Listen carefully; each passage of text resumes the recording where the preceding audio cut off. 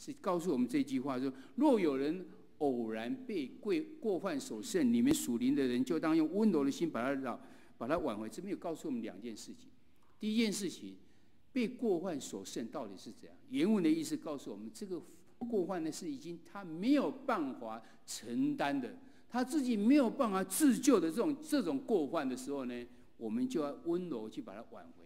我们不能不管他，他自生自灭，自己做自己受，自己做自己修。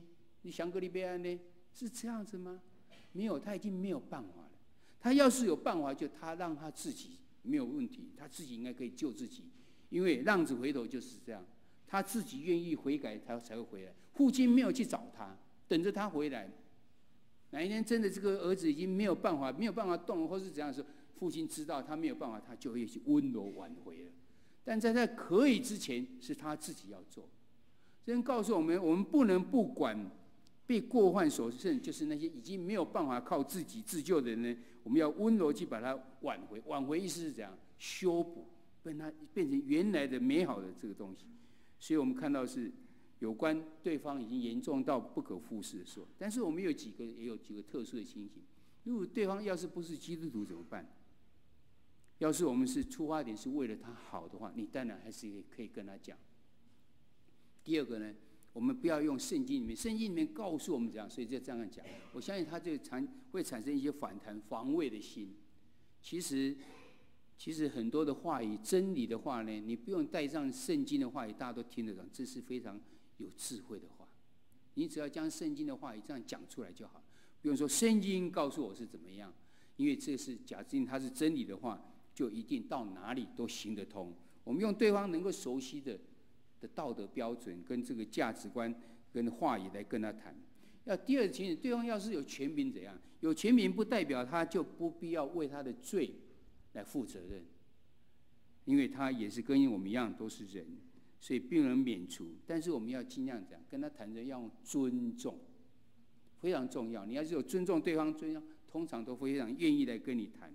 第三种情形是这样：碰到这种滥用权限或者是有虐待情形的时候，怎样？告诉我们不应该应该要找第三者去，否则你继续会受到暴力。然后假如他是一个基督徒，施虐者是基督徒的时候，教会有这个责任，应该要负起来，告诉他错误的地方，甚至帮忙他去度过，接受辅导，甚至有法律的制裁都要。同时告诉我们，教会常常要去关心像这样的事情，才不会让不幸的事情继续来发生。我们常常这样做，我们知道很多事情都是因为误会而产生，并不是真正有意去冒犯。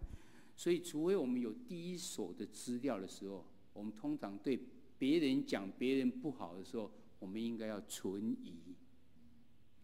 你不是第一手资料，当别人告诉你别人说你怎么样怎样的时候，存疑，因为他说的是不是完全正确，我们不知道。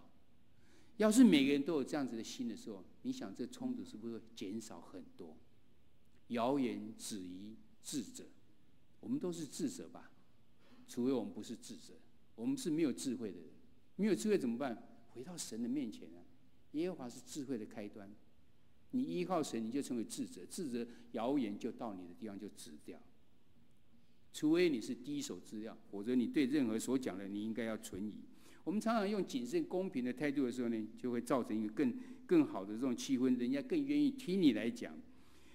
但是我们要心理准备，有可能我们讲很多次的尝试，但是竟然没有办法。你也不要硬一定要怎么样，你有时候要学习释放、放弃，不再追究，或者需要别人来去帮忙。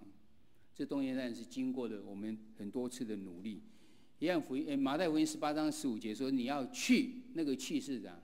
过去不完成事，告诉我们这不断的去，不断的努力到一个程度才做结论。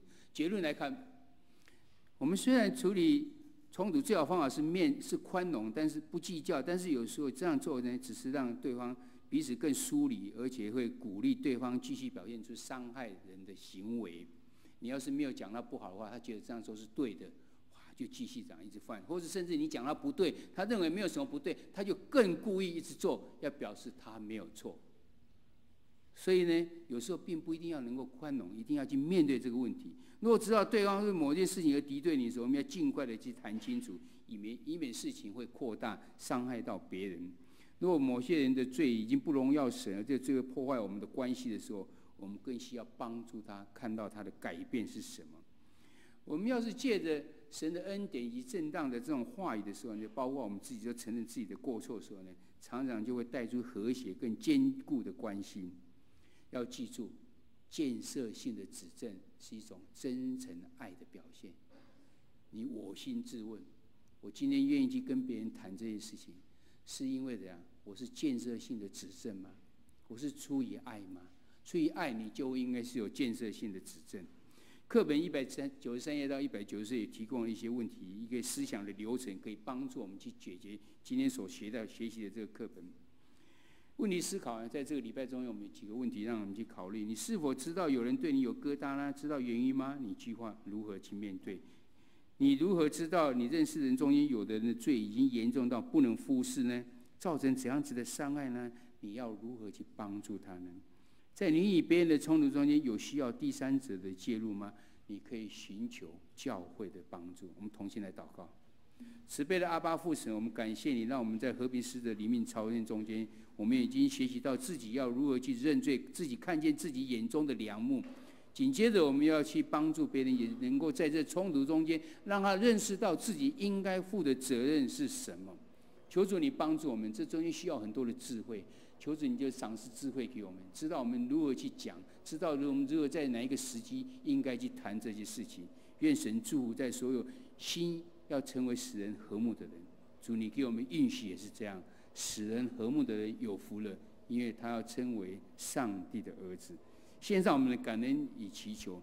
这时候我们要再一次来明白主耶稣给我们教导有关新的诫命，这样说：你要尽心、尽性、尽意爱主你的上帝，这是诫命中的第一，且是最大的。这也相反，就是要爱人如己。这两条诫命是律法和先知一切道理的总纲。